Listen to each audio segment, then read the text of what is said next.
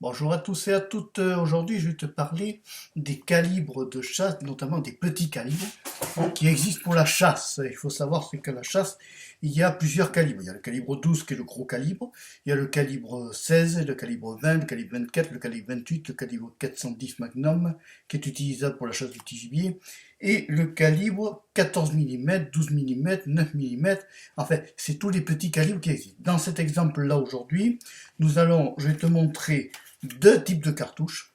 La cartouche 410 Magnum, qui est un calibre petit, tu vas voir le diamètre, et la cartouche calibre 14 mm. Il faut savoir, c'est que la cartouche 410 Magnum, c'est une cartouche de 20 grammes, je crois, de mémoire, qui se dit aussi calibre 36.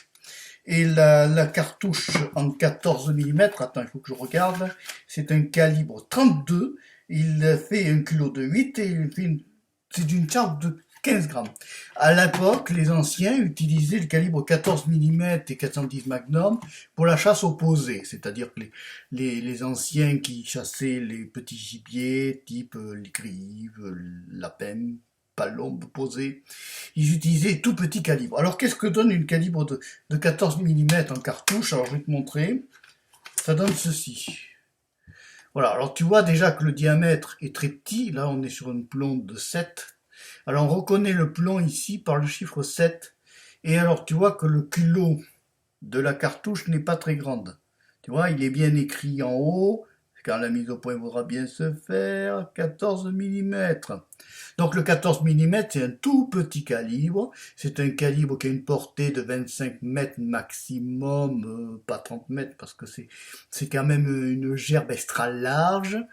Calibre, alors comparatif entre 14 mm pour te donner une idée, qui est un calibre 32 en calibre anglais, et si je te montre le calibre 410 Magnum qui est ici, alors déjà tu vas voir que le diamètre est déjà complètement différent, c'est encore plus petit. Voilà, 410 Magnum. Le 410 Magnum a une différence de taille. Si je prends ici la 410 Magnum, si je prends ici la 14 mm, tu vois déjà qu'il y a deux types de cartouches différentes, avec deux types de tailles différentes. Voilà. Alors ensuite, qu'est-ce que ça apporte pour le chasseur? Une cartouche en calibre 410 Magnum va permettre de chasser par exemple le lapin, la grive, opposée, les choses comme ça. La cartouche en 14 mm sera plutôt une cartouche de premier coup sur les fusils à deux coups multiples. Donc ce sont des cartouches qu'on utilise à gerbe large, c'est-à-dire qu'il va avoir une grande expansion des plombs lorsque tu tires sur ton animal préféré, que ce soit le lapin ou la palombe. Et évidemment, ça veut dire tir très près, parce qu'une cartouche de 14 mm, tout comme une cartouche de calibre. Alors le calibre 410 a une particularité, c'est qu'il porte à 35 mètres. La cartouche de calibre 14 mm va plutôt porter entre 25 mètres, 25 mètres pour que la gerbe soit intéressante et efficace.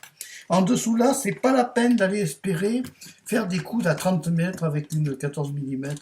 Tu n'auras pas assez, tu n'as que 15 grammes de plomb. Dans l'autre cas, dans le cas du 410 Magnum, tu n'as que 20 grammes de plomb. Donc ça veut dire que tu as une petite capacité en plomb. Donc, ça implique de trouver des plombs plus petits parce que plus les plombs sont gros, moins il y en a dans la cartouche. Voilà.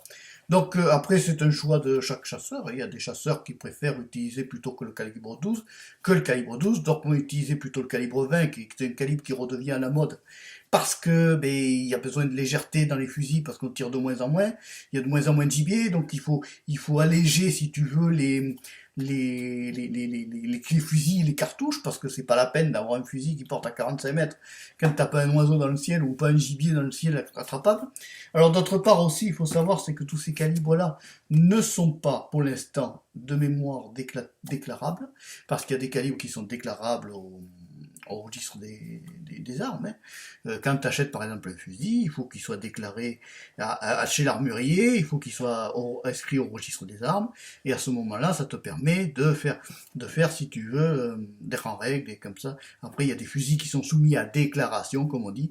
Les fusils à déclaration doivent être type semi-automatique, carabine automatique, et autres doivent être déclarés. Au préalable à la préfecture de police, tu passes à la gendarmerie, tu remplis un imprimé de déclaration, et à ce moment-là, tu es en règle. Voilà. Donc, de toute façon, ces petits calibres-là ne servent que pour le menu gibier. Tu supposes bien que si tu vas pas tirer un cerf avec du plomb 10, là, tu vas le chatouiller. Voilà, c'est vraiment, là, je m'adresse vraiment pour nos amis les chasseurs. Que l'on soit pour ou contre la chasse existe, on en a besoin, parce que si on n'a pas la chasse, on régule pas le gibier, grand gibier qui va proliférer d'une façon exponentielle.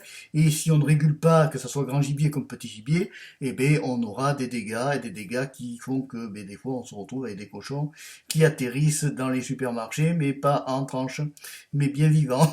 Donc là, automatiquement, il faut quand même réguler et essayer. Tout ça, c'est une science de l'équilibre qui est gérée par les fédérations de chasseurs. Toujours est-il que les cartouches, que ce soit en petit calibre, il y a de plus en plus de chasseurs qui chassent en petit calibre, parce qu'ils en ont marre, ils ont besoin de légèreté, et puis qu'on tire de moins en moins. Voilà, bon, si tu as aimé cette présentation, que ce soit du calibre 14 mm comme du calibre 410 Magnum, tu n'hésites pas à liker la vidéo, tu n'hésites pas à t'abonner à la chaîne de Marc Péchaud 3 parce que je suis la chaîne de la diversité. Je te dis au revoir, à bientôt et merci d'avoir suivi cette vidéo jusqu'au bout. Bye bye.